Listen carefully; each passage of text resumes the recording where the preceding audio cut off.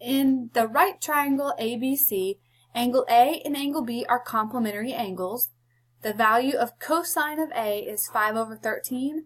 What is the value of sine of B?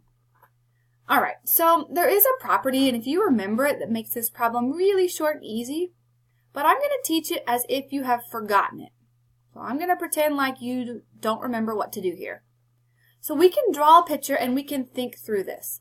All right, so we have triangle A, B, C, and it says A and B are complementary angles. That means that they add up to 90 degrees. So that means that angle A and B have to be the acute angles of the right triangle because they have to add together to 90 degrees. So that means angle C has to be the right angle. All right. The value of cosine of A is 5 over 13. Now let's remember, cosine is the adjacent over the hypotenuse. So if we say the cosine of A is 5 over 13, if we start from angle A and we label the adjacent side, that would make this side 5, and the hypotenuse would be 13. So I started at angle A and I labeled the adjacent side and the hypotenuse. Then the question says, what is the value of sine of angle B?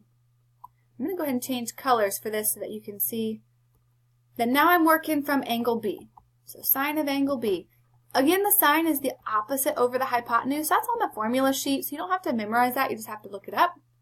So if I start from angle B, the opposite value would be 5, and the hypotenuse is 13. So the sine of B would also equal 5 over 13. So both of these are congruent.